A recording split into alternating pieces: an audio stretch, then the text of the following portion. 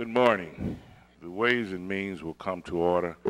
Mr. Clerk, could you please call the roll? Alderwoman Davis. Alderman Moore. Alderman Vaccaro. Alderwoman Howard. Present. Alderwoman Murphy. Here. Alderwoman Boyd. Alderman Muhammad. Chairman Williamson. Here. President Reed. You have 4 present, Mr. Chairman. Thank you, Mr. Clerk. Today we have 2 city departments on the agenda today. We have the Treasurer's Office and also Department of Health and Hospital. And we'll be taking up the Treasurer's Office first. So we have the Madam Treasurer here. She's welcome to come up and start our presentation. Good morning to you. Good morning, Alderman Williamson, or sorry, Chair Williamson, and members of the committee. I'm Treasurer Tishaura Jones, and we're going to be talking about the Treasury Operations budget today. Also would like to introduce to the members of the committee my Assistant Treasurer, Connie Johnson. She just joined us in September. She's going to talk about Treasury Operations. I'll cover the Office of Financial Empowerment, and then we'll take any questions. Thank you. Good morning, Mr. Chairman. Good morning. Members of this respected committee. My name is Connie Johnson. As the Treasurer said, I'm the Assistant Treasurer for your Assistant Treasurer in the Treasurer's Office. I do have some materials I would like to have distributed to this committee. Thank you.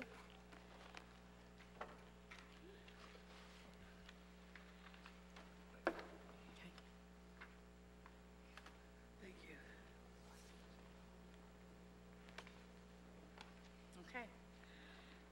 Thank you, Appreciate it. The Treasurer, as you know, is in charge of the city's banking systems with a staff of 8 employees, including myself, in the Treasury Operations Division here in City Hall. While we are perhaps best known for managing the city's biweekly payroll of over $8 million for over 6,500 employees, as well as depositing funds for federal and state taxes, savings bonds, and over 650 garnishments, as well as other payroll deductions. These functions do not completely describe the services that we perform for the city. The Treasurer's Office, by and through Treasury Operations, is by ordinance the depository for all receipts for the city and provides a means for departments to make daily deposits at our cashier window. Treasury Operations manages cash receipts, wires, and other disbursements on an average of $65 to $100 million per month, 10 to 15 million of which come directly to our cashier right here in City Hall.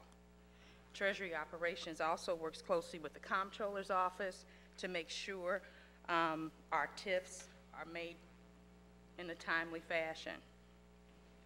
In addition, Treasury Operations monitors and reconciles approximately 33 of the city's bank accounts, which include 25 regular operating accounts and 8 investment accounts, including 3 additional investment reserve accounts, which are open in 2018 in order to maximize cash summary balances. The Treasurer is also responsible for making all investments for the city. This includes purchasing, selling, and auditing earnings on these investments, as well as ensuring that city funds are safe and secure.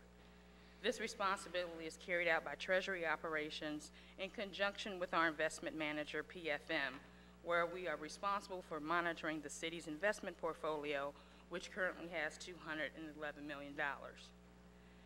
In closing, this is a very broad overview of Treasury Operations, but we do so much more for this city, and we take great pride in our work.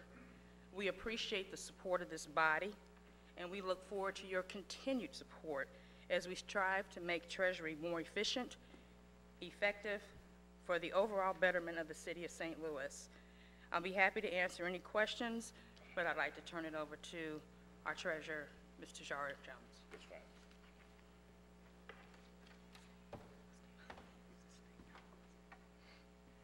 Hi, good morning. I just wanted to give you a brief overview of the Office of Financial Empowerment.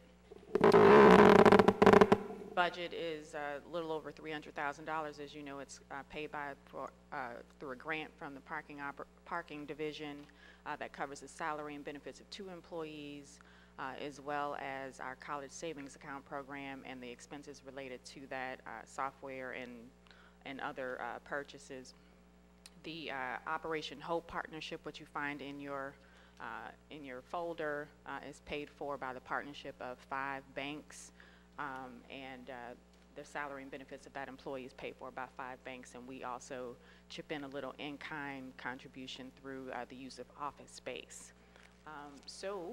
That is a brief overview of Treasury Operations and the Office of Financial Empowerment, and I'll take any questions you have at this time. Okay, very good.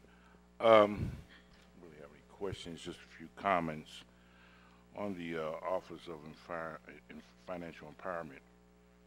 I think that program is an excellent program. Thank you. I think what you've done is really implemented young kids throughout the city of St. Louis and their parents, and really requiring them to get a post-education after high school. I think that's very important. As we all know, education is the way to eliminate poverty. And I know if you've traveled to other cities that are interested in the same program that you have here, and just want to, on a side note, say that those particular cities or governments or departments are paying for your travel fees, so it's not coming out of the city's dime. Exactly. So I want to state that on the record too, also, and I think you're doing a great job with that. It's very important, and I just hope that we can keep this Office of Financial Empowerment in place. It'd be a shame to really use it. It'd be a travesty, in my opinion. The second thing I want to touch on is the PAL program, the PAL app, or, you know, Parking app? the parking app, I'm sorry, thank you, the PAL parking app, let me get it right, okay. And I think that's very important. It gives the wherewithal to residents and people that visit the city to pay for their parking on the meters. You could be sitting in a meeting or taking care of business, and by hitting that app, you can extend your time where you won't receive a parking violation ticket. Not only that, it generates more revenue, and I think you've done a great job, and your staff, in generating more revenue by having that app and that parking pal installed. I know you had a little problems in the beginning, had some computer glitches, but since then you got those all worked out, and I think you and your staff ought to be commended for it, because it has generated more revenue, because that funding, that parking fund, goes straight into the parking account when you use your debit or your credit card, so that's great. So thanks for bringing us up to the 21st century. With that, I'll go down the line, and we can have all the women and men ask questions. We want to keep our questions germane to the budget, okay? Alderwoman Davis. Oh, I just wanted to know, did you want to give us I'm sorry. I was trying to find, did you want to give us an overview of the parking division? The parking division budget will actually be covered right after this. We're Okay. in the parking commission meeting, because it goes straight to streets. It's in our book. It's in our book. No, I was just, Of the parking division. yeah. Because normally it's handled through the parking commission, but if you got any questions, feel free to. If you have any specific questions, I'll be more than willing to entertain them, Okay. but we're covering it in more detail in the parking commission. We really have no meeting. control over the parking No, I just want to understand. division and the Ways and Means. That's through parking commission. But to, kind of dovetail on some of the things that the chairman said, because of the introduction of the app and also some other changes we've made operationally and refinancing our debt, we've been able to give almost 220% more to the city's general revenue. When I started this position, the average amount was about $500,000, and as of the last fiscal year was $1.6 million, and our last estimate for this year is about $1.4 million. We typically make a, excuse me, a conservative estimate, because we always come in over, but I believe that we'll be able to continue to make transfers to the general revenue in excess of that amount. And then also, we supplement Treasury operations. As you can see, the budget is only $700,000. And so we supplement with equipment, with staff, with supplies, and a whole host of other things to the tune of, over $300,000 to $400,000 to make sure the Treasury operations still run smoothly and everybody still gets paid on time. I guess that's really what I was looking for, because the budget was so small for the treasurer's office, and I didn't see any link where you could have made up all, and I know your budget is a lot more than what is revealed here. Right. And so somewhere, in order to balance this, we need to show those funds, how they come over into the treasurer's budget. Right. I don't know why we haven't done that before, but Well, that's... we'll be more than willing to give you a summary of Okay. all of the things we supplement the Treasury operations with. Okay. I think that is a good conversation to have. Right. Yes. That's the only way you can truly show a true budget, is to know where all the funds are coming from. Because when I'm just glancing through here, I see a lot of other services that supplement the treasurer's office, and I know it's coming out of parking. Yes, ma'am. Okay, Yes, so ma'am. I just wanted to have a better understanding of it, and hopefully we'll clear it up in the future. Sure. That's it for me. Thank you. All right, Alderwoman, thank you. Alderman Vaccaro. I can't believe it. Yes, it is. Alderwoman Howard. I do. I'm looking at personnel services, which normally is the biggest part of any budget. And I was wondering, how many employees do you have that is reflected here, and are there employees reflected in the parking division? Are those two different? Yes, those are two different budgets. There are about 8 employees reflected there. 8 employees? In Treasury operations? Or which budget are you looking at? Okay, wait a minute. All right, Treasury operations, Right. about 493,000. Yes, that's Yeah. 8 employees, including myself and Connie, And that's everybody except for the people that run the, parking division. okay, what about the college savings? Those are That's parsed one out. employee in the college savings program and one employee that runs the Office of Financial Empowerment. So there are 2 employees total, and then there's another employee in the Office of Financial Empowerment that's paid for through a grant. Okay, but the parking division is an entirely different, Yes, ma'am. and those employees are reflected in that. Yes, ma'am. Okay, that's all I have, thank you. All right, So thank how you. many employees do you have combined? Combined 160. Okay, all right, thank you. I guess about, 8 that are really on the treasurer's payroll, right? Yeah, About 10, well, 8, 10. and then 2 for the Office of Financial Empowerment, so 10 Gotcha. that are Yes, reflected in that book, and then another 150 ma'am. Okay, in the parking division. okay, very good. Alderwoman Murphy.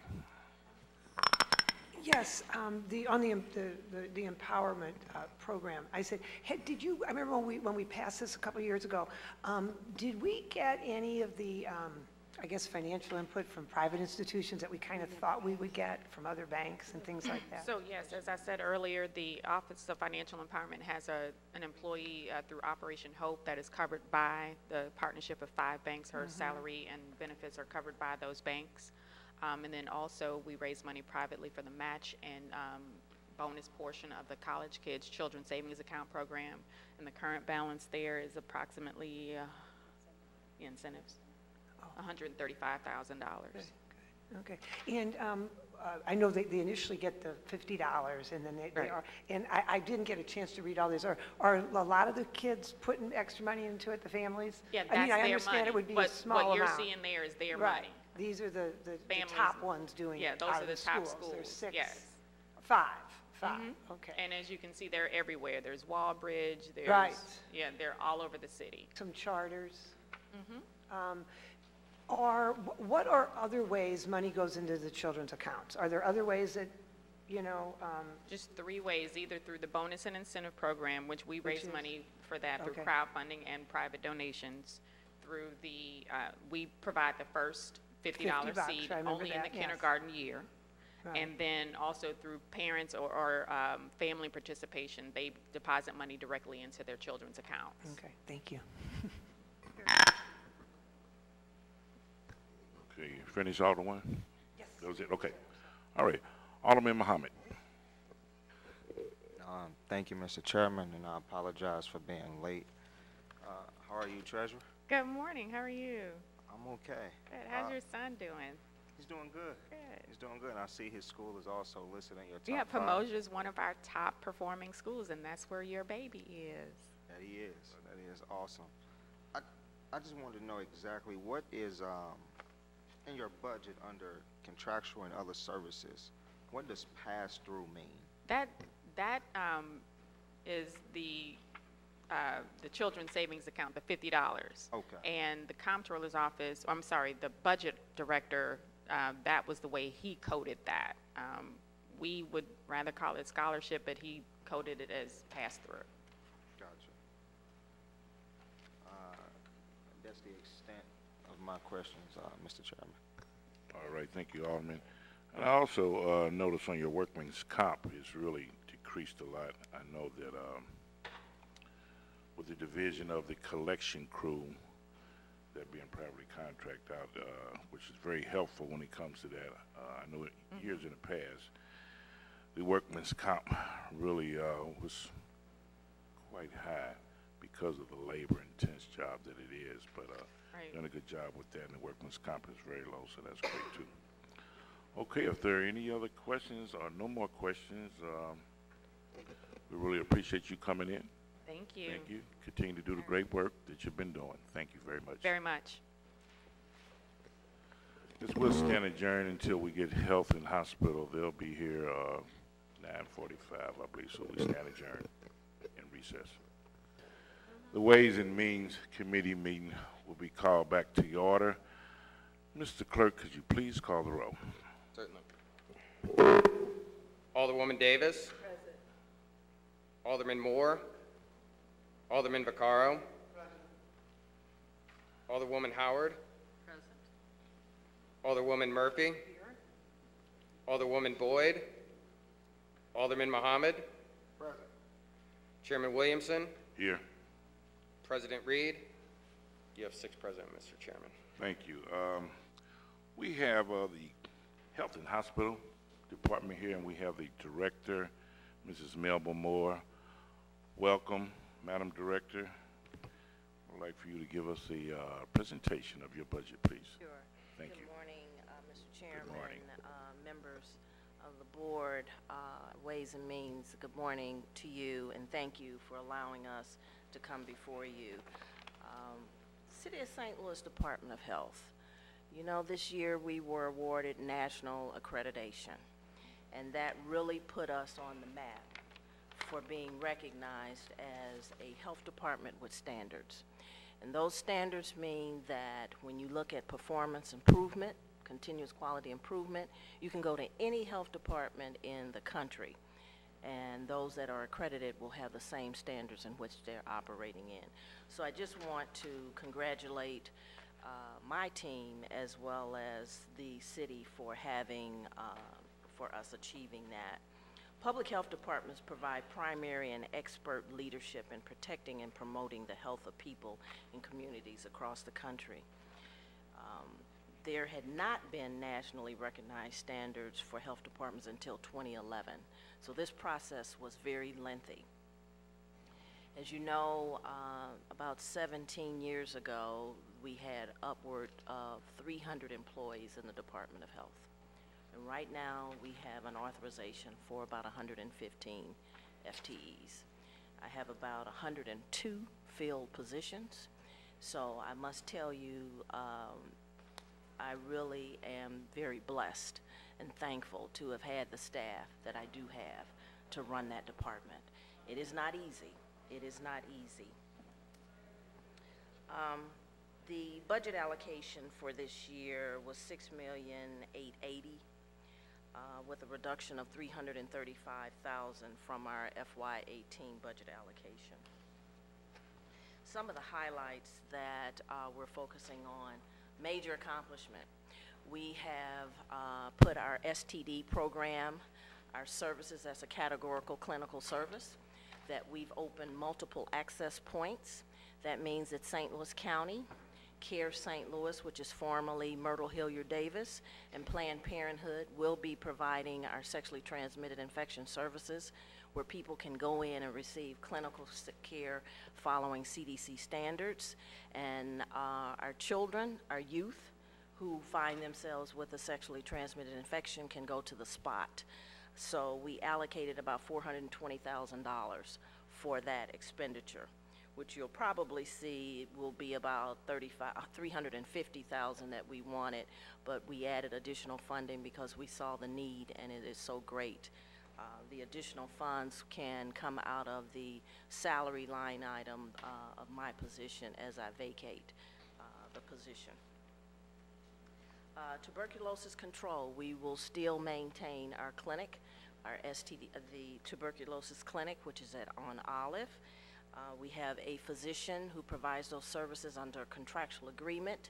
In August, there will be an RFP issued again, just to see if there are any other physicians that might be interested in providing that clinical service and reading those chest x-rays and prescribing the medication. We know that we're putting about $100,000 of funding to control multi-drug resistant TB. You know, several years ago we had a situation where a young man had tuberculosis, active tuberculosis, and we had to move him to South Carolina, where the state has their contract and program, and we want to make sure that we have that fallback funding so that if we do have someone that comes into the city that is not compliant, that we can do something immediately.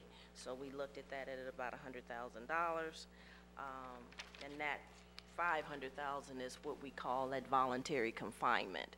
Should it be a situation that an individual does not get confined to South Carolina, you want to have that funding there. Another thing that needs to occur and that is ongoing is talking with our state legislators and partners on the whole fit for confinement. The wording, as our legal counsel has provided to us, the wording in that statute indicates that the wording is infectious. However, if a patient is told that they're no longer infectious, you cannot hold them in that facility. So we really want to work on changing that language. Right now, we're at a critical point in time, and I do believe this is an opportunity that you can seize upon and think about the possibilities of what can be achieved. Working with St. Louis University, we're working on the academic public health accreditation and academic public health collaborations.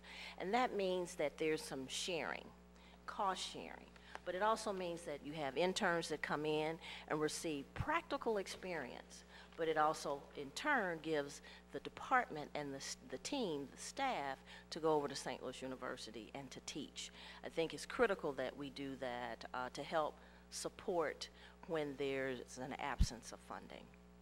I'll leave the floor open for any questions that you might have. Okay, thank you. I know that you'll be receiving a grant soon. What position is that for? Yes, I'd like to just add and make a request of this body to add a epidemiologist position to my budget. I have grant funding from the state. It's a core functions grant that will support that position with salary and benefits. So why an epidemiologist to do that? Number one, over the past 3 years, we've worked very closely with St. Louis County Health Department. For the first time in my 17 years, that the city and the county held a joint local public health system assessment. And two of our chat members are here, and I think, Alderwoman, you were part of that as well. So you know that was huge. And the hospitals came to the table. So every hospital has to do a community health needs assessment, right? IRS standards. So the city, the county, and the hospitals worked together in doing that a year ago. So we have our community health needs assessment. And now we're working on our community health improvement plan, and that improvement plan has 5 strategy areas, all of which you hear a lot about: violence, access to care, behavioral health, chronic disease, and maternal child health services. So all of us are lined up in alignment working on the same issues. We just had a presentation this past Monday where we showcased the strategies. So it's key for this epidemiologist to serve in that capacity, to bridge over, to kind of be the lead on keeping it moving, because what we recognize, we needed to have some staff assigned to each one of those strategy areas to work and to work in partnership. So this would be like someone that makes sure any documents that you need, any meetings that have to be coordinated, any focus groups, that's the person that would lead that. Because what we know about transforming communities, you can't just go in one time and get their information. You need to go in, get their information, come back, share with them what you've done, and still seek their input. Then come back and assess all of that information and then go back out.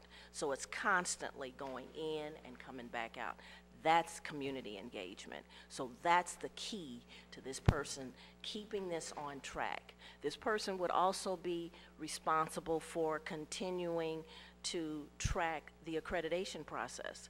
We're accredited for 5 years. So what you can't do is stop, say, oh, we're accredited now, we don't have anything to do. Yes, you do. It's continuous quality improvement. So it's key that that person oversee that, because what you want to do is take a little bit of that pressure off of your management team that is entrenched in moving the services and the programs and the operations on a daily basis. So I would like to request an amendment to add an epidemiologist to oversee that. Okay, great. That's through the state or the feds? Through the state. Through the state. Okay, thank you. We should work on that. Thank you. Okay, I don't really have any questions. Just wanted to give you a compliment. You've done a heck of a job, Thank you. very good job, since you have been the director of hospital and health with the city of St. Louis. I've heard some rumors that you will be leaving us, and I'm just sure those are those are just rumors. We're not going to let you go. Just want you to know that. And if you are, we really hate to see you go. You know, you're going to really break the hearts of the city of St. Louis constituents, and I just can't really expound on the great job that you've done since you've been here. You're going to be sorely missed if you do decide to take another position in another city. So. Well, you know, I just looked at Alderwoman Davis, and you're right, I didn't ask your permission, and I'm sorry. But here's what I will tell you. I could not be where I am if it hadn't have been for you guys. I stand on your shoulders every day doing what I need to do to get the job done. And somebody, I didn't call them, they called me and said, we want to know more about you. And in those interviews, I saw all your faces. I couldn't do this job if I didn't have your support. So thank you for giving me the opportunity. 17 years. I do have to have a side. I have never stayed on a job 17 years in my life. So I just want to thank all of you that you've been my light, you've been my guide, and you have been the ones that I look at. Because I always say to my staff, remember, the citizens in the city said yes to us when they put you guys in office and when you bring us here for Ways and Means. So thank you. It has been my honor and my pleasure to serve you and to work alongside of you. Thank you so much. Too. Thank you. We're going to miss you. We really will. And good luck, you know, in your new endeavors. I had one question about the Humane Society, or the. So let me talk to you about Stray Rescue and what we've done. Right. So, you know, anytime you implement a program and a change, 3 to 5 years is when you see that, right? And I know you still call me about the animals, but I'm going to tell you something. And this is not a criticism. You recognize what you have, and you work with others who have what you don't have. This is about a partnership. We got to be in partnership. So we went through the shelter. Our shelter was open in 2010. Brand new, right? And we had worked with Stray Rescue, and Stray Rescue entered into an MOU, which is fabulous. And it's a difference in day and night. I went into the shelter after they took over, and I was just amazed. Animals are animals. There's gonna be a smell, but the smell was not as pungent. Stray Rescue sent me a photo. Now that's 2010 when we opened up, right? This was 2017. They sent me a photo, a pan full of this black stuff. And I said, well, what is that? They said, Melba, that's the hair that we pulled out of the drain. So, you know, and I know there's a concern, well, you know, all of us have a personality. We all do. But when you have a partner that cares enough to do enough and to be persistent enough, you just grab hold to them and you work with them. They have done a phenomenal job with that shelter. One of the things that I really will miss in that I won't be able to be a part of, what I hope happens, is to start thinking about a public-private partnership and what that looks like. Kansas City has one, and we went and took a look at it this past year, and it's phenomenal, where you have your partner would manage all of the operations. The sticking point for me is going to always be, and as you guys know that, is the enforcement piece. That's a city function, that's the commissioner's function, that has to remain. So as you develop, and as I hope my predecessor, whoever, looks at that, they look at how do you do this in a public-private partnership, that they will be able to generate funding and have fundraisers. Government can't do that. But for them to be able, that partner to be able to do that, to build what you need. It's hard to recruit animal control officers. I have 5. It's really hard. And they cover the whole city of St. Louis. And now, as you know, as of yesterday, you know, we had our public hearing on carriage horses. So we're gonna have to assess that to see what the complaints are so that they can respond to that, so that they can ensure the health and welfare of the public as well as the welfare of the humane welfare of those horses. So whole city, 5. So it's very important that we look at how can we do this? What are evidence-based practice models, promising practices? I view what we've done as a promising practice, and you build upon that. Evidence-based is what you take a look at and see what they've done in Kansas City and how that's structured. But always remember to hold on to the enforcement piece. Enforcement, that's our baby. That's our wheelhouse. So with those 5 officers with animal control, is that fully funded? Yes. Okay, so it's really, I guess there's no space, any more room to fund more officers, to add more officers to that? Well, if you want to be gracious enough to give me some FTEs, you know, we're not going to turn them down. Right. But Well, it's going to be a process, and it has been difficult. It's a challenge. Right. I think the last 2 So in other we words, got you in. don't have the funding to Not add additional more. funding to Okay, add, no. that was my question. No. Okay, right, yeah. No, we don't. No, All we right. don't. Well, I wish we could help you. Okay. Because it is a problem, and I know those particular men are overworked, Yes. and cover the whole city is pretty tough. And working after hours. So we Right. have a 24-hour response. Okay, very good. All right, thank you. Alderwoman Davis, if you have any questions. I just want you to expound a little bit more on our communicable disease issues here for the city of St. Louis. And I know that you don't have enough money in your budget. You'll never have enough money in the budget. But are there any other avenues that we should be looking at? Right now, yes, there are, and we've started that. We've begun that, you know, when working with St. Louis County.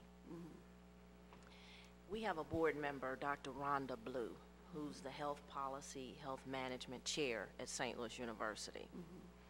That's where that's how you line up academic partnerships and looking at those best practices. Dr. Blue was in Nashville, when they started working on their sexually transmitted disease program. She also had her master's in public health students this past spring put together an assessment for our tuberculosis program.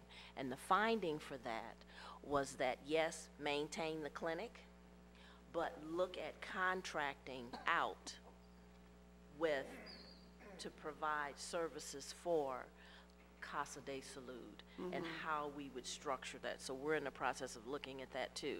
And in August, that RFP will go out, really saying, you know, here's what we want to be able to do. That would mean we're going to have to increase the operations because it's 3 half-day clinics. So then you build that up and open that up, so you'd end up with having 5-day clinics, and then working through, you know, strategically how would the transportation take place, because right now the International Institute brings their clients over on Friday, and we usually have anywhere from 20 to 25 people that get a chest x-ray and get prescribed medication. So we have the International Institute, so now it's looking at what's going on in that FQHC, those federally qualified health centers. Do they have the capacity to provide that service? And if not, and maybe they might see this as an opportunity that there can be some joint partnership in that you can move clients over to our clinic, but we're gonna really need to have to up that a little bit. Now, I'm working with actually 3 of our organized clergy coalitions, and they want to be more involved, and so they probably have more transportation available than most, with different size buses, Yes. People who are retired who would do certain tasks and help people. And so somehow we need to use all these resources that we have, and I'd also talked to some of our different clinics. And so there's a training process that people can go through just for basic knowledge. If you're going to be transporting people and things like that, just like you do with AIDS training to be a buddy and all that. So somehow a city has to have, like you said, all these partnerships, because we don't have the money to do everything ourselves, nor should we, because that's not effective, that's not community. So I like the way you're thinking, and again, you did not ask permission to leave. So, but as far as your budget is concerned, it's extremely balanced. It always amazes me, all the things that we are doing under health, and you know from working with me, I've been close to it for years. So it has evolved. We have a lot of great opportunities that have come our way, and I think there's even more to come. So just make sure you kind of stay in touch a little bit, okay? I will. This past May, I've been working with the state on the whole heroin, opioid, synthetic drug issue. And we had a meeting, and we invited public safety director, the chief, the mayor, and some community partners. And for me, it's real easy. I see, you know my motto, let's just make this happen. Right.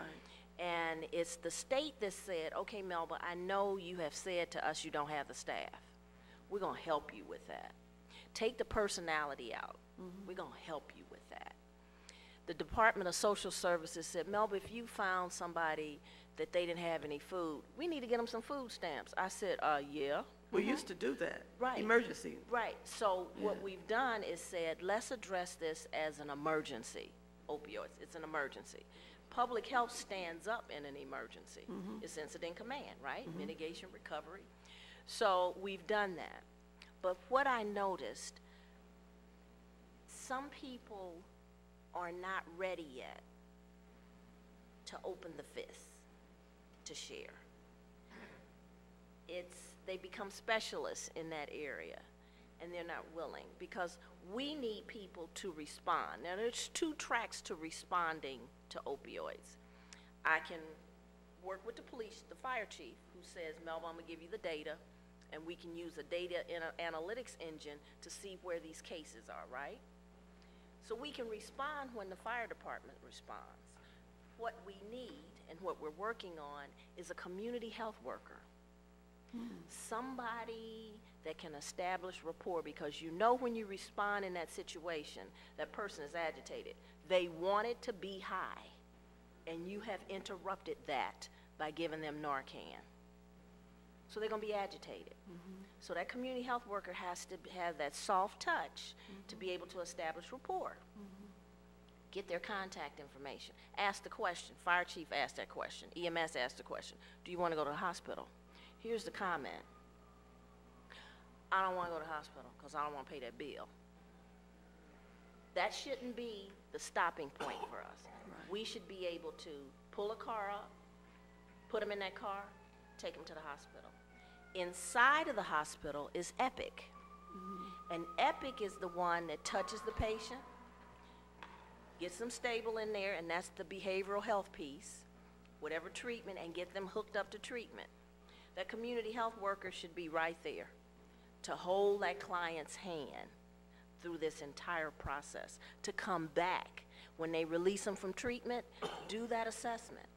Figure out how you do that assessment while you got that client there, to find out not only what that person needs, because they've been traumatized, that's stress, that's toxic stress, what does the family need, if there's a family? Maybe it's housing. That's what that person should be doing. And they never let that hand go, because there's going to be peaks and valleys for that person. You cannot go into treatment today and come out in 14 days and you're free. No. It's an ongoing process. So we've been talking about this, but I see the response piece. You can't expect police to do that piece.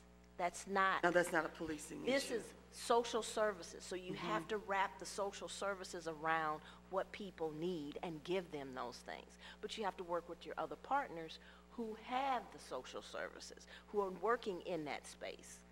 So we're testing something with director from Human Services, police and fire. We're working with them on, we believe there are about 50 people that's over in that Greyhound area, bus station area.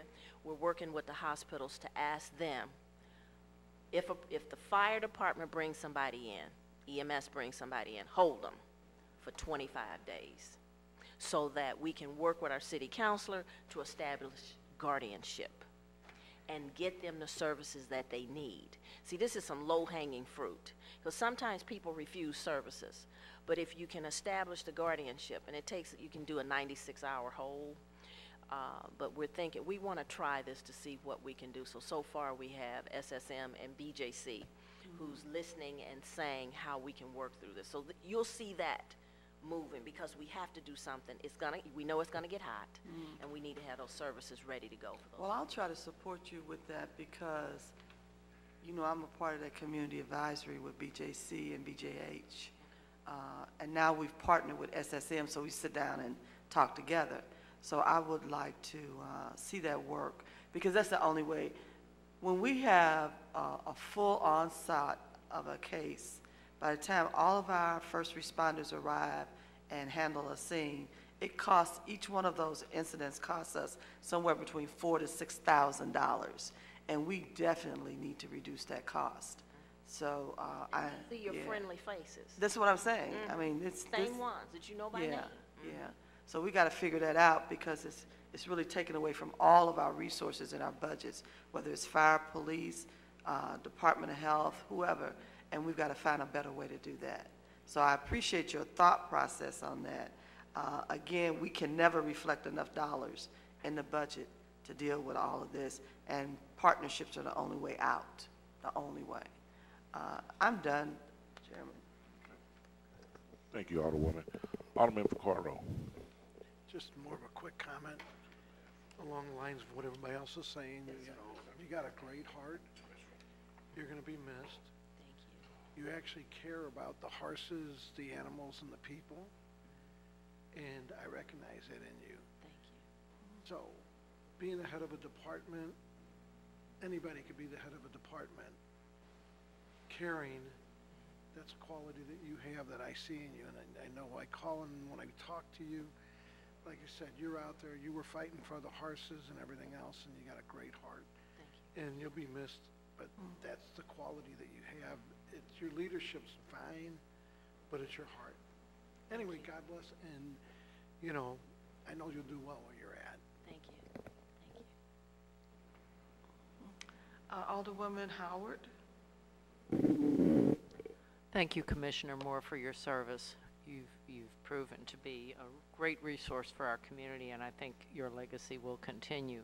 I have one question regarding the budget. I see here that you have 2 epidemiologists allocated. Is that correct? Yeah, on use tax. The other EPIs that I have are actually assigned to a grant. Oh, how many do you have total? 5. Okay. So, and you will be getting an additional one for this grant? Mm-hmm. That- Yes. Okay. Mm-hmm. Okay, that you, Would make 6. that would be sort of the The one- quality control monitor Quality on the control, improvement plan? yes, accreditation, Okay. and be that glue to hold the community health needs assessment, the improvement plan, and strategic plan. Be that lead on that, Okay. yes. All right, and then on your proposal for the STDs, you talked about epidemiology and the tuberculosis. How are we moving forward with the service of people with STDs and education? Are we gaining any ground there Well, you know what? statistically? I know this isn't really to do with the budget, but No, but Yes, because it costs yeah, us money. it costs costs us money. We have seen an increase, an improvement, just a little, in providing education, working with our community partners. We had a church call us. And from that, and I think, Alderman, weren't you a part of this, the Stroll Project? Oh, yeah, yeah, Church called yeah. and said, we need to do something. Our Fade Out Project, which was featured at the National Association of City County Health Officers, the Fade Project, you have to go into those communities. You have to consistently go in And to re-educate. those and educate constantly, because you will have people who will be condom adverse. right. The other thing that we've done, we knew that about 4 years ago, 5 years ago actually, that when you went into Walgreens, see, that's why when you shop, you You had never to take your, ask. you have to ask. So we said, well, okay, let's have a condom distribution program, which is taken off. We have over 100 sites. And we need to keep working, pounding the pavement to convince the schools. Right. know. That's I what I was know. going to ask. How are we on partnering with the schools and the school We- nurses to? We had an opportunity with STIs. I like the St. Louis Public Schools. I came out of the St. Louis Public Schools. But it's abstinence only.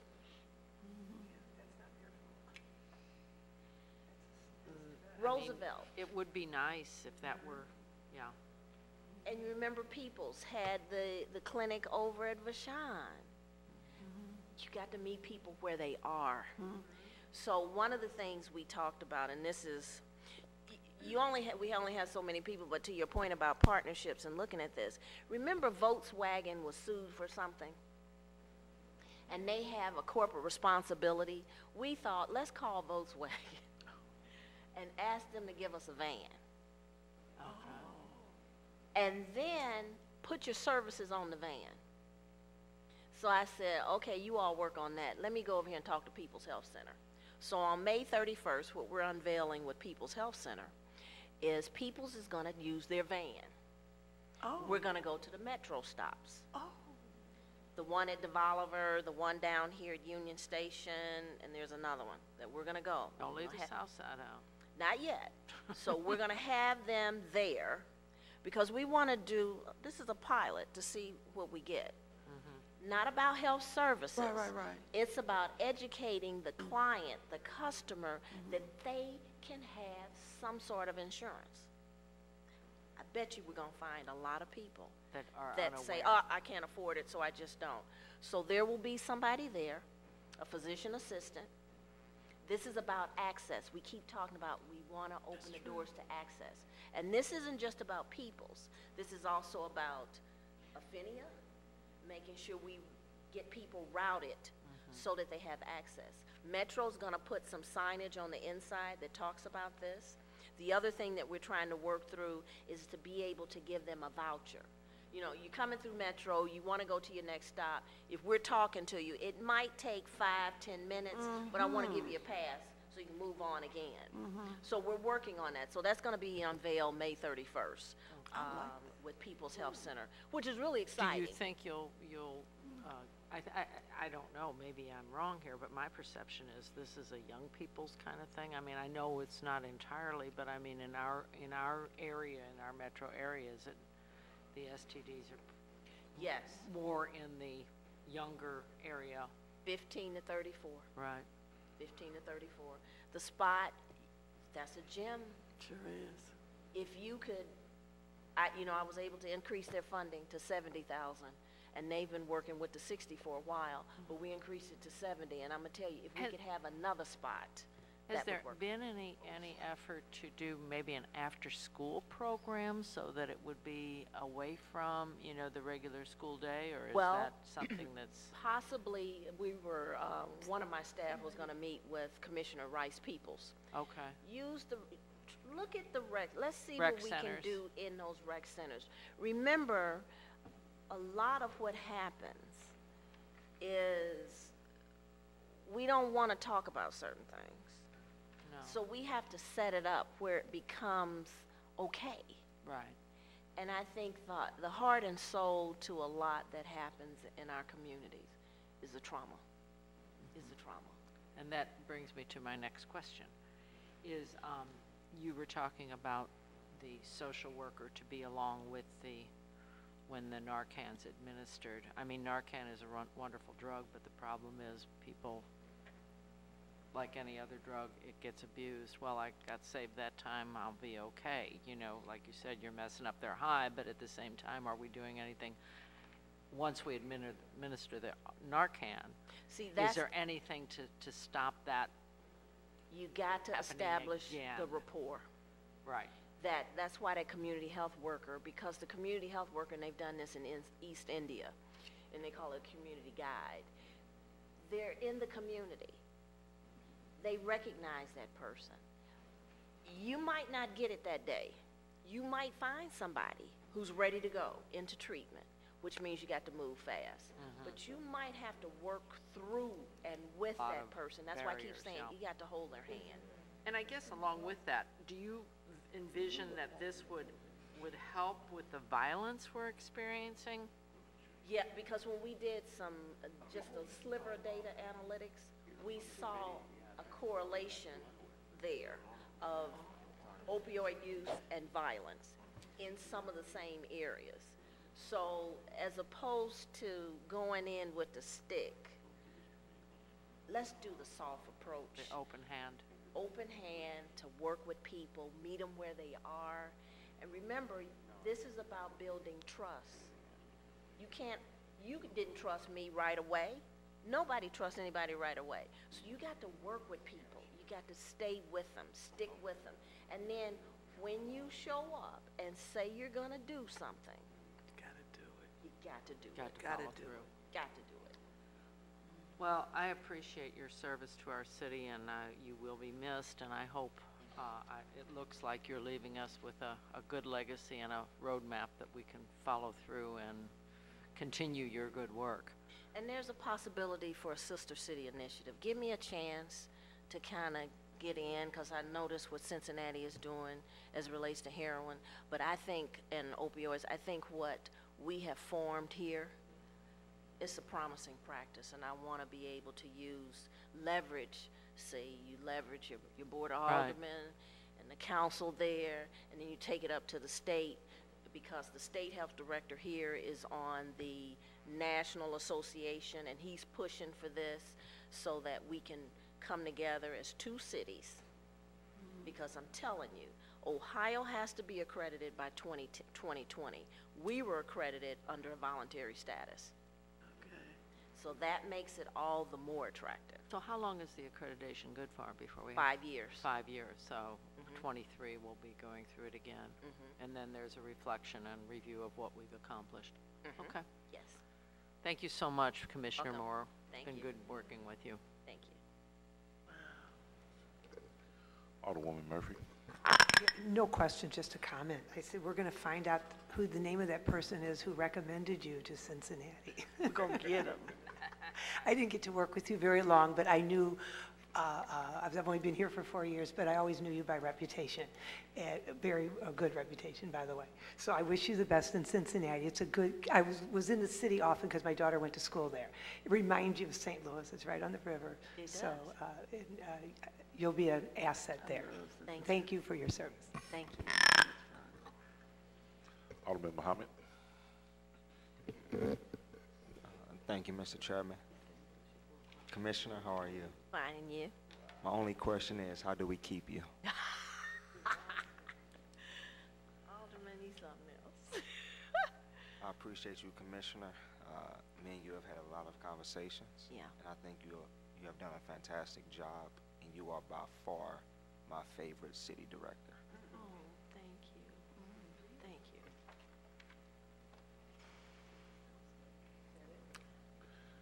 Okay. All right. Again, thank you, Thank you. Madam Commissioner. We love you. Hate to see you go. You've done a splendid job since you've been here in your service of 17 years. You will be sorely missed, and don't be a stranger. Come on back and visit us. And, Come visit me. okay. You know I love Cincinnati. Come And then, visit. you know, we go across the bridge in Louisville to that barbecue place, so you know I know. Thank you. I should be taking you with me so you can help me find somewhere to stay. Okay. Thank you so much, You're all welcome. of you, and for what you do for the city. Thank All you. right. God bless you and good luck. Okay, thank you. Okay. Okay, the Ways and Means Committee meeting will stand adjourned. Thank you. Thank you.